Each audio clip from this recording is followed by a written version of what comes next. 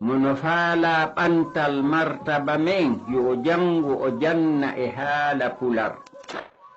mono jotani fi nafa leydi me'en yo o tinno o janga ka haala pular. kala gando no landa tambitagol nde fedde nde ɓantal haala pular. kala wawɗo no jeeja wallitagol fi ɓantal martaba haali pular. kori nawren yeeso jande pular koni fotten ɓanten haala pular. wano ceerno muhammadu samba me'en on gando mo mombeya wawɗo pular. ɓen winduɓe deftere accani en oogirde malal ko e haala pular. wano ceerno aliyu ɓe ɓuuɓa ndiyam hiɓe windi ɓe yamiri yo jange pular. wano sayhu mo dalaba jongandal kala defte ɓe windi ko haala pular.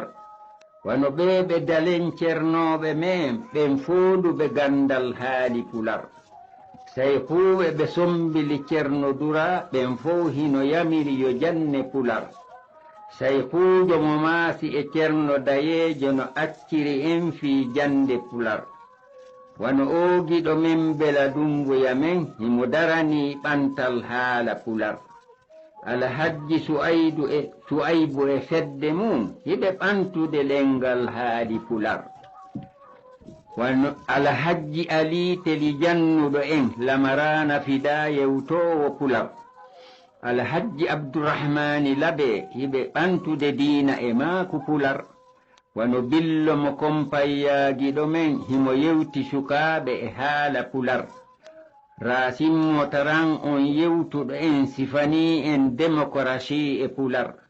wano modi sarif hoorejo duɗal himo townude martaba haali pular. noddaɗo kumanco jeynabu men ma siiso ko seeku no windi pular. wano mamadou bomboli siforani en remruji e ngayna e haala pular. kula mawnde ko iburin waccani en radio riral windi e haala pular. usumani mo paraya siɗɗo me'en giɗo men daraniɗo yo janne pular. ba samba sa'idu e fedde mum hiɓe tinni hittini jande pular. wano aaji busowindowo pular himo windude faamina jande pular. duɗe buy hiɓe udditi joɗɗini ton jannoɓe no jannude haala pular.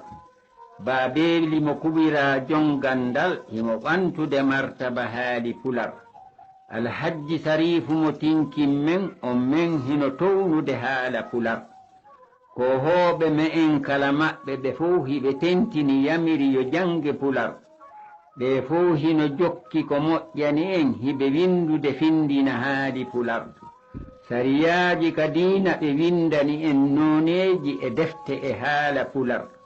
hino haani ka yewtere diina me'en sifoɗen windenka e haala pular. haalaji ɗi portono addana en wiɗoɗen andenɗi e haala pular.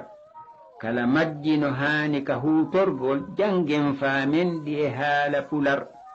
dame gande ko limugol naatirte winden limugol e limore pular. kala debbo e gorko e sewɗo men hino haani ka darano haala pular. kala gande ɗe joni e neɓuɗe fof jangen andenɗi ka haala pular. kala janguɗo waawi yo jannan enduɗe mawɗe e sewɗe yo jannu pular. ɗeya leyɗe no hoolori ɗenɗe mum daroɗen fi jippilo haala pular.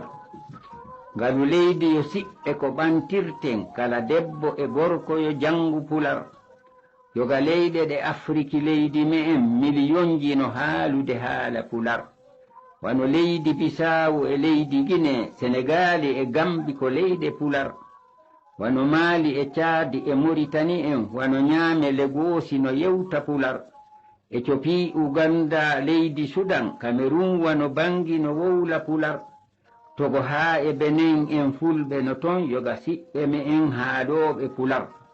wano burkina faso musidɓe men hino ton musidal wowloɓe pular.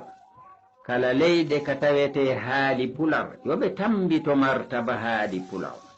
kula le 14 septembre 1995 alhaji oumar bela kula tokosere.